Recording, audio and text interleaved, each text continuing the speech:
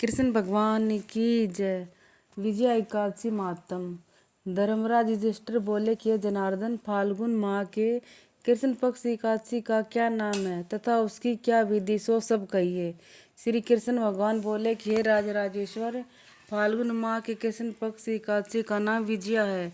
इसके व्रत के प्रभाव से मनुष्य को विजय मिलती है। इस विजय एकादशी के महात्म के सुनने व पढ़ने से समस्त पाप नष्ट हो जाते हैं। एक समय देवर्षि नारद जी ने जगत पिता ब्रह्मा जी से पूछा कि हे ब्रह्मा जी, आप मुझे फाल्गुन माह के कृष्ण पक्ष की विजय एकादशी का व्रत बतलाइए। ब्रह्मा जी बोले कि हे नारद जी, विजय एकादशी का व्रत प्राचीन तथा नए पापों को नष्ट करने वाला है। यह समस्त मनुष्यों को विजय प्रदान करता है। त्रेता युग में श्री रामचंद्र जी को जब 14 वर्ष के लिए वनवास हो गया था, तब श्री लक्ष्मण जी तथा जानकी सहित पंचवटी में निवास करने लगे। इस जगह रावण ने श्री सीता जी का हरण किया।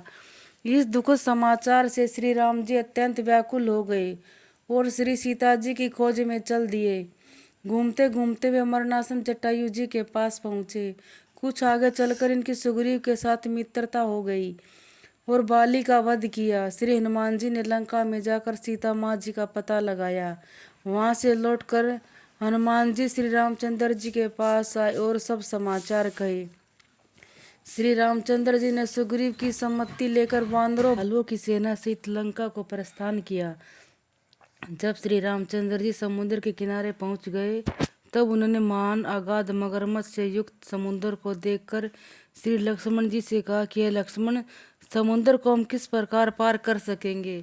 श्री लक्ष्मण जी बोले कि हे श्री राम जी, यहाँ से करीब आधा योजन की दूरी पर कुमारी द्वीप पर बगदालभ्य नाम के मुनि रहते हैं। उनके पास जाकर इसका उपाय पूछिए। लक्ष्मण जी के वचनों को सुनकर श्री रामचंद्र जी बगदालभ्य ऋषि के पास गए और उनको प्रणाम करके बैठ गए। मुनि ने उनसे पूछा, श्री राम जी, आप कहाँ से पधार रही हैं। श्री राम जी बोले, मैं ऋषि, मैं अपनी सेना सहित यहाँ आया हूँ और राक्षसों को जीतने लंका जा रहा हूँ। आप कृपा कर समुद्र पार करने का कोई उपाय बतलाइए। बगदालभ्य ऋषि बोले कि श्री राम जी, मैं आपको एक महान उत्तम व्रत बतलाता हूँ। फाल्गुन माह के कृष्ण पक्ष की विजय एकादशी का व्रत करने से तुम समुद्र से अवश्य ही पार होगे और तुम्हारी विजय होगी। हे श्री राम जी, इस व्रत की विधि यह है कि 10वें के दिन स्वर्ण, चांदी, तांबा या मिट्टी किसी का एक घड़ा बनावे। उस घड़े को जल से भरकर तथा उस पर पंच पल्लव रखकर वेदिका पर स्थापित करें। घड़े के नीचे 7 नाज मिले हुए और ऊपर जौ रखे। उस पर श्री नारायण भगवान जी की स्वर्ण प्रतिमा स्थापित करें। एकादशी के दिन स्नान आदि से नित्य कर्म से निवृत्त होकर धूप, दीप, नैवेद्य, नारियल आदि से भगवान की पूजा करें।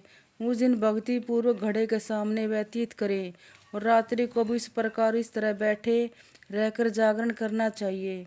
द्वादशी के दिन नदी या तालाब के किनारे स्नान आदि से निर्वृत्त होकर उस घड़े को ब्राह्मण को दे देना चाहिए। हे राम, यदि तुम इस प्रकार व्रत को सेनापतियों के साथ करोगे तो अवश्य ही विजयी होगे। श्री रामचंद्र जी ने विधि पूर्वक विजय एकादशी का व्रत किया और इसके प्रभाव से दैत्यों के ऊपर विजय पाई। अतः हे राजन, जो मनुष्य इस व्रत को विधि पूर्वक करेगा, उनकी दोनों लोकों में विजय होगी। श्री ब्रह्मा जी ने नारद जी से कहा था कि पुत्र जो इस व्रत का महात्म सुनता, उसको वाजपेयी यज्ञ का फल की प्राप्ति होती है। बोले कृष्ण भगवान की जय। उमापति महादेव की जय।